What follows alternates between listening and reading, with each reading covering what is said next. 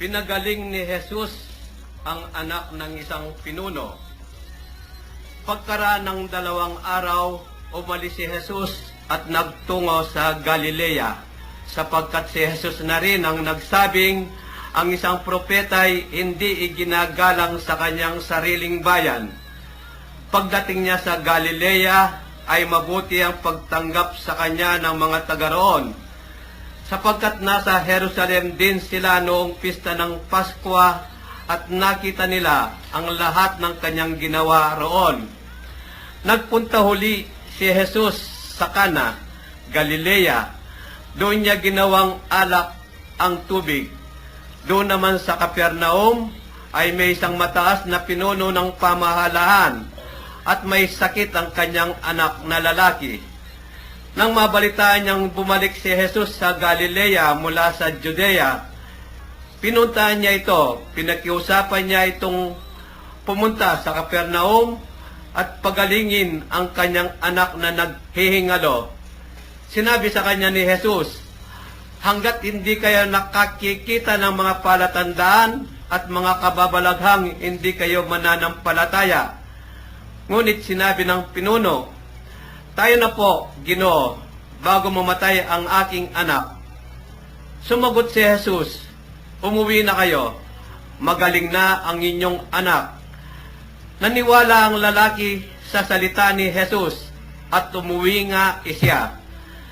Sa dampay, sinalubong na siya ng kanyang mga alipin at sinabing magaling na ang kanyang anak. Tinanong niya sila, anong oras siya gumaling? Siya po'y inibsan ng lagnat kahapong mag-aalauna ng hapon. Tugon nila, naalala ng ama na noong oras na yon, sinabi sa kanya ni Jesus, magaling na ang inyong anak. Kaya't siya at ang kanyang buong sambahayan ay sumampalataya kay Jesus.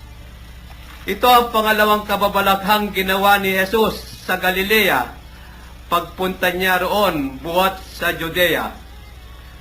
Pinagaling ni Jesus ang anak ng isang pinuno. Kuya Ben, ano po ang magandang paliwanag? Kuya Joe, okay ka talaga. Alam mo, tuloy naalala ko si kina Kuya Bert at Kuya Men eh. Noong nakaraan na wala rin kayong dalawa ni Kuya Men at saka ni Kuya Bert, ni Kuya Men at saka ikaw, kami dalawa noon ni Kuya Bert eh.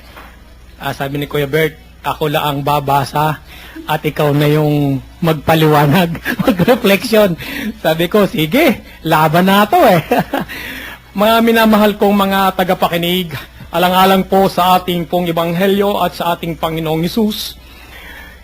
Kung ating pong matutunghayan at ating pong pagninilayan ng malalim, ang nilalaman ng ating pong Ebanghelyo sa ngayon ay lalo pong nagpapatingkad at nagpapakita ng lalim ng espiritualidad at ng pananampalatayang itinuturo ng ating pong Ebanghelistang si Juan.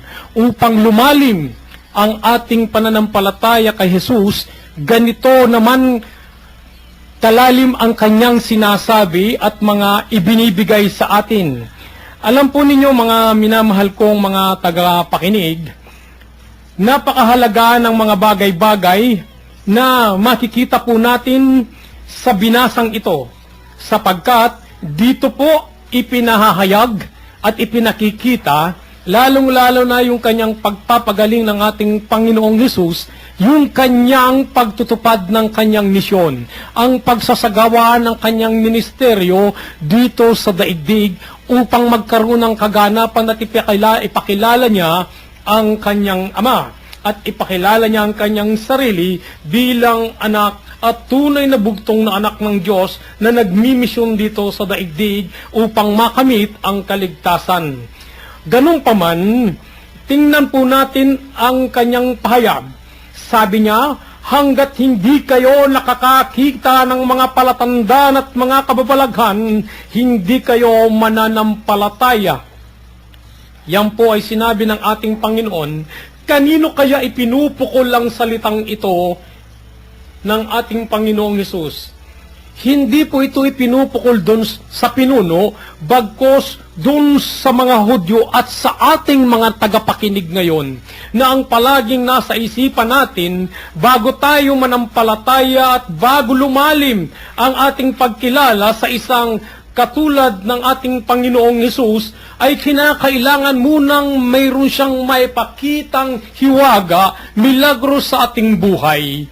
Parang katulad po yan na bago ideklara ang maging santo ay kinakailangan dumaan sa mga proseso at mayroong may pakitang katotohanan at katunayan na dapat siyang kilalanin bilang isang santo o ma-beatified at maging santo.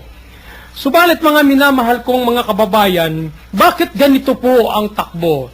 Yung po bang nagmamahalan, ang dalawang nagmamahalan, ay kinakailangan may pakitang milagro sa isa't isa bago ni sila magtiwala sa kanilang pagsasama, bago sila magtiwala sa isa't isa.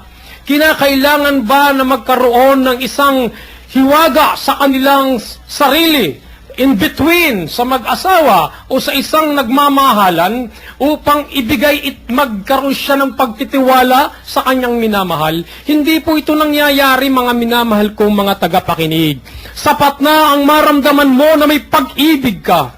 Sapat na maramdaman mong may pagmamahal ka. Katulad ng pagmamahal natin, kung minamahal natin ang Panginoong Hesus, kung minamahal natin ang Diyos, dito dapat magkaroon na tayo ng sapat na pananampalataya. Katulad din po ng isang sumusunod sa isang pinuno, hindi kinakailangan magkaroon ng pruweba ang tagasunod. Hindi kinakailangan maipakita siyang proof upang ang tagasunod na ito sa kanyang pinuno ay sumunod sa mga ipinag-uutos. Ang isang sundalo, hindi kinakailangan na hindi maaring tumanggi sa kanyang namumuno. Kung kapitan, kung sabihin ng kapitan niya, tayo na at makipaglaban sa kanya lang mga kaaway, sumusunod ang mga ito. Hindi kinakailangan may patunayan ng isang kapitan upang siya ay sumunod sa kanyang namumuno. Kaya mga minamahal kong mga kapatid, huwag po nating hanapin na kinakailangan pa ang isang hiwaga upang tayo ay manampalataya at lumalim ang ating pag-ibig at pagmamahal sa ating Panginoong Diyos, sa ating Panginoong Hesus. Bagkos, ipakita natin ito sa pamamagitan ng pag-ibig, sapagkat sa pamamagitan ng pag-ibig ay mararamdaman na natin ang ating pananampalataya. Kung makikita po natin pagkaraan ng ilang oras lang o araw, yung kapitan lalo pa tumingkad ang kanyang pananampalataya sapagkat nang maabutan niya ang kanyang anak ay tunay na ngang magaling.